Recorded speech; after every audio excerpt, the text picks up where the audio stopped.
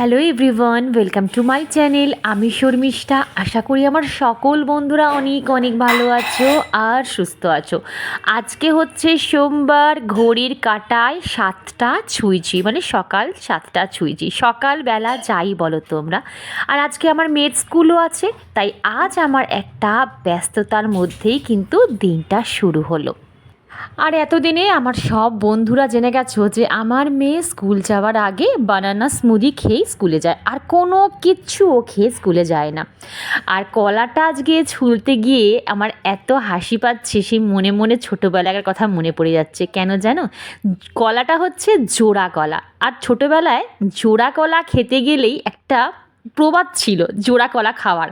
জানি না তোমরা কেউ জানো কি না, আমি বলবো না, তোমরাই আমায় কমেন্ট করে বলবে যে ছোটোবেলায় জোড়া কলা খাবার সময় তোমাদের ঠাকুমা, দিদিমা বা বয়োজ্যেষ্ঠ যেই থাকুক না কেন, তোমাদের কিছু বলতো কি না। আমায় কিন্তু একটা কথা শুনতে হতো, সেই ভয়তে আমি কিন্তু জোড়া কলা খেতামই না। আপ টু মানে বিয়ের পরও অবধি আমি জোড়া কলা খেতেই পারতাম না। এখন অবশ্যই এইসব জিনিস মানি না, এখন খেয়ে নিই, আমার মেয়েকেও খাইয়ে দিই।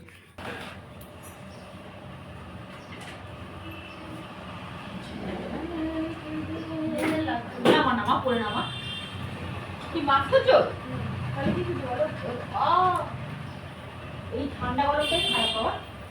তুই গিয়ে স্কুলে খুলে টুপিটা পরে নিবি, ঘড়িটা আগে পর, তারপরে ব্রেসলেট পরবি। কি করলি তুই? জানো তো বন্ধুরা, আমার মেয়েটা যেহেতু একটু হেভি ব্রেকফাস্ট করে যায়, মানে হেভি কি, ওই একটা কলা, একটু দুধ আর ড্রাই ফ্রুট এই যে খেয়ে গেল, আর কোনো রকম ওর টিফিন নেবে না। জানো, আগে ছোটোবেলায় জোর করে টিফিন দিয়ে দিতাম, বকে মেরে ধরে ওই খেয়ে আসতো ভয়ের চোটে। আর এখন এখন টিফিন দিলাম তো সব টিফিন ফেরত নিয়ে চলে আসে, বলে অতটা আমি হেভি খেয়ে যাই, ওই জন্য আমার টিফিন বেলায় এক ফোঁটা আমার খিদে পায় না, মা তুমি তো দিও না, নষ্ট হবে। আর সত্যি কথা, নষ্ট করতে আমার প্রচণ্ড গায়ে লাগে। তার থেকে বরং ও যেটা খেতে চায় সেই রকম টিফিন দিই, মানে ধরো দুটো বিস্কিট দিলাম, কি একটু মাফিন কেক দিলাম, এই সব। আর এখানে দেখো মেয়ের টিফিন গোছাতে এসেছিলাম, মেয়ের টিফিন গোছানো হয়ে গেছে, প্লাস মেয়ের স্টাডি টেবিলটাও কিন্তু গুছিয়ে রেখে দিয়ে চলে গেলাম। বাবা জল আর টিফিন পুরো খাইয়ে পুরো জলটা শেষ করে আসবে। চলো, গুড মর্নিং সবাইকে। বন্ধুরা, পুরো বাইরেটা না আজকে মেঘলা ওয়েদার। এই যে আজকে হঠাৎ করে দেখি কাজ করতে করতে এত গরম লাগছে। কালকে ঠান্ডা ছিল, কালকে একটু বিকেলে বেরিয়েছিলাম, বেশ ভালো ঠান্ডা লাগছিল বাইরে। আবার আজকে সকালবেলা উঠে দেখি প্রচণ্ড গরম লাগছে। এই ঠান্ডা গরম এইগুলোতেই না বাচ্চা থেকে বড় সবার প্রচণ্ড ঠান্ডা লেগে যাচ্ছে। আমার মেয়েটারও ঠান্ডা লেগেছে, আমি বুঝতে পারছি, আমার হাজব্যান্ডের ঠান্ডা লেগেছে, আমারও লাগবে আমি বুঝতে পারছি, মাথা ফাতা ভার হয়ে আছে জানো। যাই হোক, চলো, চায়ের জল বসানো হয়েছে, চাটা খেয়ে তারপর তোমাদের সাথে আবার আমি ফিরছি।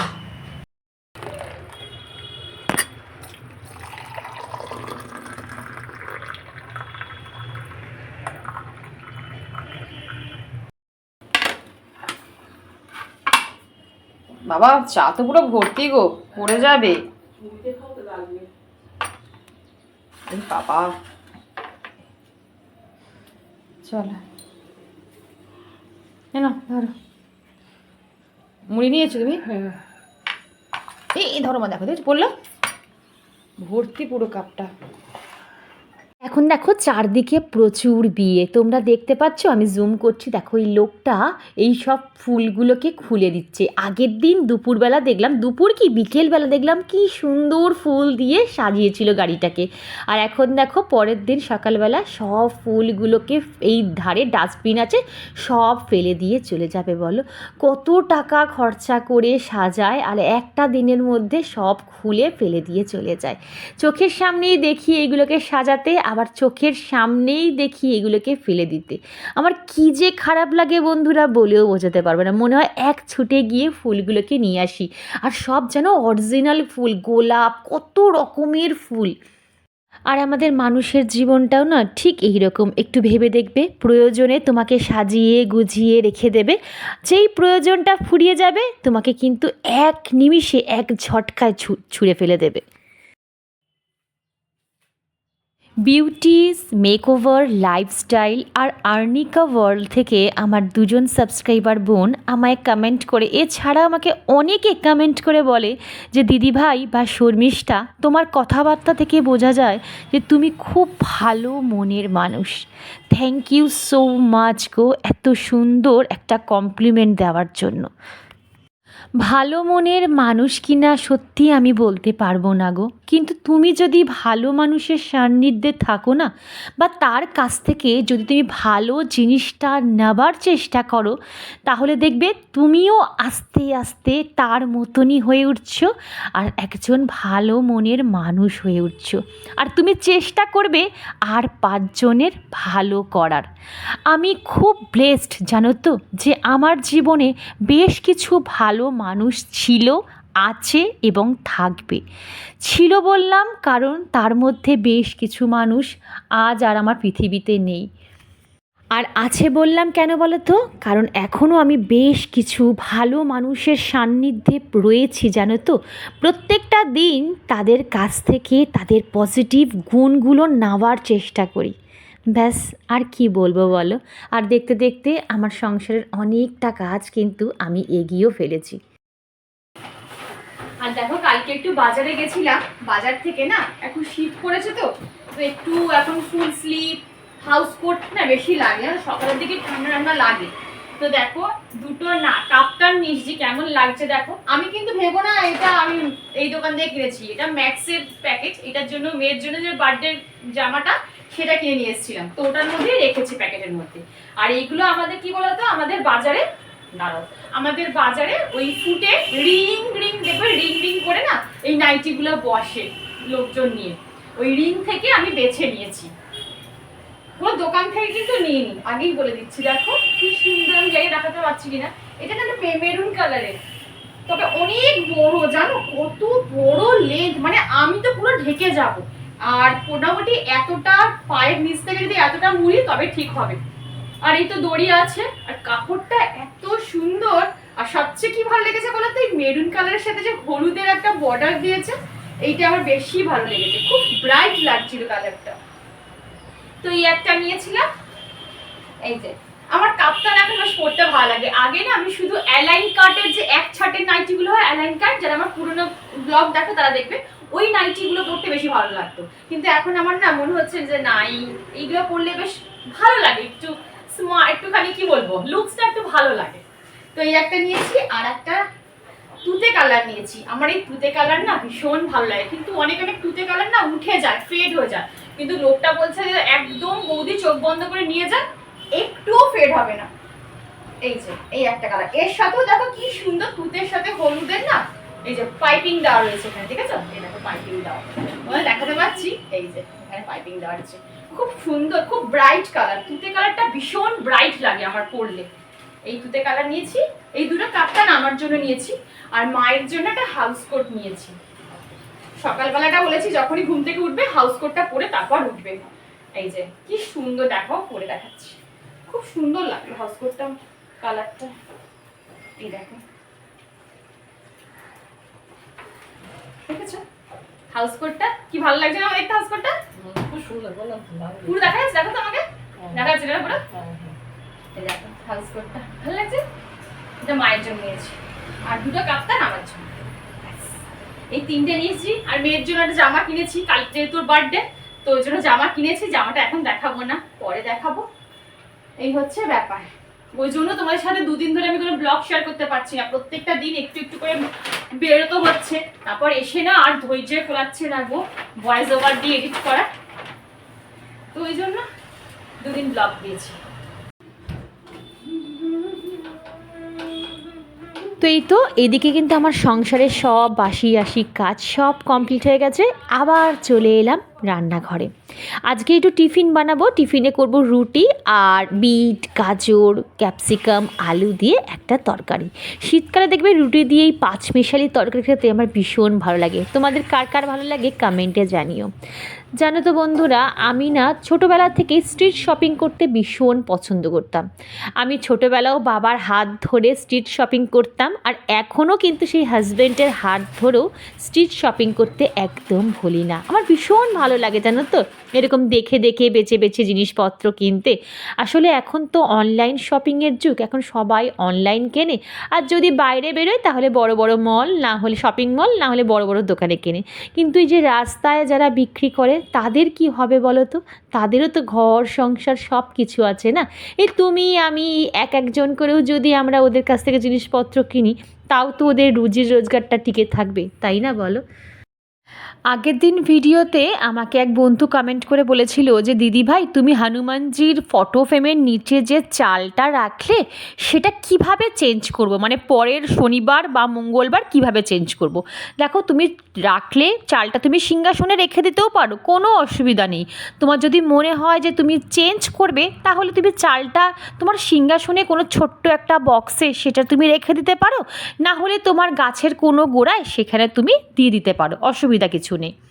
আরও অনেক প্রশ্ন তোমরা করেছো, আমি সব পড়েছি, কিন্তু কি বলতো, একটা ব্লগে তো সব কিছু ডিটেলসে বলা যায় না। আমি আবার নেক্সট ব্লগে কোনো না কোনো প্রশ্নের উত্তর দিয়ে দেবো।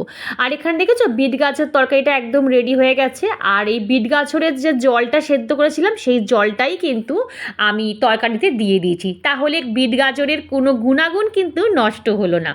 আর দেখো কি সুন্দর কালারফুল দেখতে হয়েছে। চলো এবারে নামিয়ে নিই। আর তপতিদি, তুমি যে কমেন্টটা আমাকে করেছো, কি ভালো কমেন্ট করেছো, আমার যে কত উপকারে আসলো আমি তোমাকে বলেও বোঝাতে পারবো না। তোমাদের থেকে যে আমি কত কিছু ডে বাই ডে শিখছি, সেটা আমি মানে ভাষায়ও প্রকাশ করতে পারবো না। আমি তোমাদের প্রত্যেককে অনুরোধ করছি, এখানে যে কজন আমার ভিডিও দেখছো প্রত্যেকে একবার করে আমার কমেন্ট বক্স চেক করো। মানে সোমবার দিন যে ভিডিওটা পোস্ট করেছিলাম সেই ভিডিওর কমেন্ট বক্স চেক করো।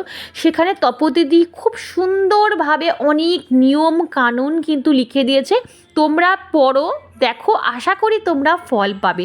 উনি কিন্তু ফল পেয়েছে বলে আমার কমেন্ট বক্সে লিখেছে। আমি তো করবার চেষ্টা করব দিদি, তোমরা যদি করার চেষ্টা করো অবশ্যই কিন্তু কমেন্ট বক্সে গিয়ে একবার চেক করে নিতে পারো। চলো তোমাদের একবার দেখিয়ে দিই আজকে আমি কি রান্না করব। এখানে আমি মুসুর ডাল সেদ্ধ আমার হয়ে গেছে, এখানে ভাত হয়ে এসছে, একটুখানি নামাতে হবে। আর আজকে এই দেখো ডিম এনেছে, আর ডিম দিয়ে আলু দিয়ে একটু ঝোল করব। ধনে পাতা বাটা হবে, মেয়ের জন্য একটা কাতলা মাছ বার করে গেছি, এই মেয়ের জন্য কাতলা মাছ করে দেবো। আর এই আমার প্রিয় পেঁয়াজকালি আর আলু ভাজা করব। আর এখানে সবচেয়ে বড় ব্লান্ডার যেটা হয়েছে, এই তো আমি ডিমের ট্রের মধ্যেই আমি ডিমগুলো রাখি, কিছুতেই এই ডিম তিনটে না পারছি আমি খুলতে, না পারছে মা খুলতে। পুরো এতক্ষণ ধরে ঠান্ডা জলে ভিজিয়ে রাখা হলো, তাতেও খুলছে না, একটু হিট দেওয়া হলো, তাতেও খুলছে না। মানে যদি জোরে টানি তাহলে পুরো ভেঙে যাবে, তিনটে ডিমই আমার নষ্ট হয়ে যাবে। তোমরা যদি জানো না একটুখানি বলো তো, যে কি করলে এরকম, যদি তোমাদের সমস্যা, কি করলে ডিমগুলো উঠে যায় চট করে, কারণ এগুলো তো আমি ফ্রিজে রাখি, বুঝতে পারি না জানো তো। এখন আমি তুলতেও পারছি না, দেখো পুরো শক্তও হয়ে আছে। এই বাবা দেখি এটা, এই দেখো, এই দেখো ডিমটা পুরো দেখো মা, এই দেখো ডিমটা ফেটে বেরিয়ে চলে এলো, চাপ দিয়েছি এটা ফেটে বেরিয়ে চলে এলো। কিছু করার নেই জানো তো, দেখে এখানেই রাখি, দাঁড়াও। হ্যাঁ, যাই হোক বন্ধুরা, ডিম তিনটে তো পুরোটাই মানে অর্ধেক ফেটে গেল, কিন্তু ভাগ্যের বিষয় কি জানো, যে একটুও নষ্ট হয়নি, মানে অমলেট করে খাওয়া যাবে। তো মা বলল যে তুই একটা কাজ কর, তুই এই বক্সের নিচে একটা পাতলা কাপড় পেতে নে, তারপর ডিমগুলোকে রেখে দে, তাহলে আশা করি আটকে যাবে না। তো মায়ের কথা মতনই কিন্তু এর মধ্যে একটা পাতলা কাপড় বিছিয়ে তারপর ডিমগুলোকে একটার পর একটা রেখে ফ্রিজে তুলে রেখে দিলাম। মাঝে মাঝে দেখবে ছোট্ট ছোট্ট বুদ্ধিগুলোও কিন্তু সংসারে অনেক অনেক কাজে আসে। তিনটে যে ডিম ফেটে গেছিলো, সেই তিনটে ডিম দিয়েই না অমলেটটা করে নিচ্ছি, তিনটে ডিমের অমলেট। তো তো বন্ধুরা, এই ডিমের অমলেটটাকে ছোট্ট ছোট্ট করে পিস পিস করে কেটে সোয়াবিন আলু দিয়েও কিন্তু বেশ ঝোল ঝোল করে খেতে বেশ ভালো লাগে। আমার শাশুড়ি মা করতো, খুব সুন্দর খেতে লাগতো। আর এই ডিমের এখন এই অমলেটটা দেখে আমার কি খিদে লাগছে, মনে হচ্ছে যদি এখন আমার হাতের সামনে থাকতো টপ করে খেয়ে নিতাম। আমার ডিমের অমলেট দিয়ে ডাল দিয়ে খেতে গরম গরম ভীষণ ভালো লাগে। তোমাদের কাদের কাদের ডিমের অমলেট, ডাল, গরম ভাত প্রিয়, অবশ্যই আমায় কমেন্ট বক্সে কিন্তু জানিও। তো চলো, এখানে এই তেলেই আবার না আমি পেঁয়াজ কালি আলুটা ভেজে নেব। এই দেখো, কালকে একটু বেরিয়েছিলাম আর দুটো চন্দ্রমল্লিকার চারা আর দুটো লঙ্কার চারা নিয়ে এসেছি। মাকে বলছি এগুলো না বিকেল অবধি রাখলে না নষ্ট হয়ে যাবে, এগুলো সব। চলো ও মা, এই যে ফুলগুলো এটাকে এখানে নিয়ে চলে এলাম। ধরো কেন? এ বাবা, কি করবো, তাই নিয়ে চলে যাবো? আচ্ছা, নিয়ে চলে যাবো। আচ্ছা, আর এই হচ্ছে দেখি ফুল। আর আমার এই যে দেখো, 2-3 বছর আগে এটা আমাকে আমার শাশুড়ি মা এনে দিয়েছিল গাছটাকে। আর গাছটায় কড়ি এসেছে, কিন্তু কবে ফুটবে ঠিক জানি না। প্রচুর কড়ি, দেখো ভর্তি কড়ি, দেখেছো? একটা মরে গেছে আর একটাই আছে। আর এই দেখো, আমার গাঁদা গাছে কড়ি চলে এসছে। এখনও অনেকগুলো পটিং হয়নি, জানো তো? যে কটা হয়েছে সে কটা বসাতে পেরেছি। প্রত্যেক দিন একটু একটু করে বসাচ্ছি, মানে একটুখানি কাজ করতে করতেই দেখছি পুরো সন্ধে হয়ে গেছে, বিকেল হয়ে যায়। আর মশা কামড় খাই, তা আমি আর মা চলে যাই। এই যে এখানে দুটো জবা। মা, আজকে জবা হয়নি গো, খুব একটা হয়নি আজকে জবা। গাছ সব কেটে দেওয়া হয়েছে। এখানে হয়েছে দেখো, এই যে। আর এই গাছ দুটো দেখো, জিনিয়া, এত সুন্দর কালার, কি বলবো। এই গাছ দুটো, এটা হচ্ছে রানী কালার, মা একটু ক্লোজ থেকে দেখা। আর এটা হচ্ছে সে অরেঞ্জ কালার, কি সুন্দর লাগছে দেখতে। দেখো, এই দেখো, দেখো কি সুন্দর লাগছে। একটু আটে তোলো মা, এই দেখো। আর এই কালারটা দেখো, দেখেছো কি সুন্দর কালারগুলো, দারুণ কালার। হয়ে গেল মা বসানো? না, বসাচ্ছি এখন। এই তো, এটা লঙ্কার চারা বসিয়েছো? এই দেখো। আর ওটার মধ্যে কি বসাচ্ছো? এটা ওদের লঙ্কা বসাচ্ছি। এখন টবের অভাব হয়েছে, টব আর মাটি। গাছ বেশি হয়ে গেছে আর মাটি পাচ্ছি না। এইটা তোলা হয়নি মা, এটা ফেলে দেবো তো। এই দেখো, এটা চড়াই পাখিতে খেয়ে গেছে, জানো? ঠিক আছে, আমি দেখছি জোগাড় করতে পারি কিনা। ধরো চতুর্দিকে কাটা পড়ছে না, একদিকে দিয়ে দিতে পারবো। এই নেশা যে আমার কি করে আমার মধ্যে চেপে বসলো, আমি সত্যি বলছি এখনও আমি জানি না। একটা সময় এই মাটি ফাটি ঘাঁটতে আমার যে কী বিরক্তি লাগতো বলে বোঝাতে পারবো না। আমি মাকে গাছ এনে দিতাম, মা বলতো, আমি এনে দিতাম, আর মা সব পটিং করতো। কিন্তু ফুলগুলো যখন ফুটতো তখন কিন্তু খুব ভালো লাগতো। তারপরে আস্তে আস্তে মা পটিং করতো আর আমি পাশে বসে বসে দেখতাম মা কীভাবে গাছ পটিং করে। আর এখন দেখো, এমন অভ্যাস হয়ে গেছে, আমি 2 মিনিটের মধ্যে তুমি বলো না সব গাছ পটিং করে দিতে পারবো। হ্যাঁ, বড় গাছগুলো তো আর একার পক্ষে হয় না, তখন কেউ একজন ধরলো, তারপর আমার দুজন মিলে পটিং করা যায়। আর আগে আর একটা সময় ছিল, আমার বাপের বাড়িতে আমার মায়ের না প্রচুর মানে গাছপালার শখ, জানো তো? মা প্রচুর মানে বাপের বাড়িতে গাছপালা বসিয়েছে, কত রকম ফুলের গাছ বসিয়েছিল। আমাকে বলতো, মনে আয় দেখবি, আয় কত সুন্দর আমার বাগানে ফুল ফুটেছে। আমি ঘুরেও তাকাতাম না, একবারও বাগানে যেতাম না। কিন্তু দেখো, আজ আমার নিজেরই একটা ছোট্ট বাগান হয়ে উঠেছে। এই হচ্ছে সময়। যাই হোক, ছাদ থেকে চলে এলাম। আর আমি ছাদে গেছিলাম অর্ধেক রান্না করে, জানো? এই অবস্থা হয়ে যায় ছাদে গেলে, আমি আমার রান্না বান্না সংসার সব ভুলে যাই। আর এই তো এসে এবারে যেটুকু বাকি আছে সেইটুকুই এখন কমপ্লিট করে নেব। আর আজকে এত দেরি হয়ে গেছে বন্ধুরা, যে আমি রান্না কিচ্ছু তোমাদের সাথে শেয়ার করতে পারিনি, কোনো ভিডিওই করিনি। আর একদম রান্নার শেষে একটু ধনেপাতা বাটা করে নেবো, জানো তো? মোটামুটি ধনেপাতা বাটা কী বলো, 2 দিন ধরেও কিন্তু ফ্রিজে রেখে খাওয়া যায়। একদম নর্মালভাবেই করেছি, সেই রেসিপি আর শেয়ার করিনি। তোমরা কে কে ধনেপাতা বাটা খেতে পছন্দ করো, অবশ্যই অবশ্যই কিন্তু আমায় কমেন্ট বক্সে জানিও। নামানোর পর একটু কাঁচা তেল আর একটু লঙ্কা দিয়ে নামিয়েছিলাম। আজকে পুরো অন্ধকার, মানে আজকে না চারদিকটা পুরো মেঘলা ওয়েদার। শ্যুট করতে আমার এত কষ্ট হচ্ছে, মানে লাইট জ্বালিয়ে জ্বালিয়ে আমি কাজ করছি, জানো? ভেতরটা পুরো অন্ধকার হয়ে গেছে। মা, মানি প্ল্যান্টটা দেখো পড়ে না যায়। তো চলো বন্ধুরা, ভিডিওটা মনে হচ্ছে, আমি জানি না, এডিট করতে বসলে বুঝতে পারবো কতটা হয়েছে আর কত মিনিটের হয়েছে। আর তোমাদের তো দেখিয়ে দিলাম যে কী রান্না হয়েছে। কিছু করিনি, ডাল করেছি, পেঁয়াজ কালি আলু ভাজা করেছি, আর ধনেপাতা বাটা আর ডিমের ঝোল, এই হচ্ছে রান্না হয়েছে আজকে। তো বলে দিলাম, আজকে দেখাইনি। তো চলো আজকে ভিডিওটা আমি এখানেই এন্ড করছি। ভিডিওর কোনো অংশ ভালো লাগলে চ্যানেলটা সাবস্ক্রাইব করে পাশে থেকে লাইক করো, শেয়ার করো, কমেন্টস করতে একদম ভুলো না। দেখা হচ্ছে নেক্সট ব্লগে। Tata, love you all.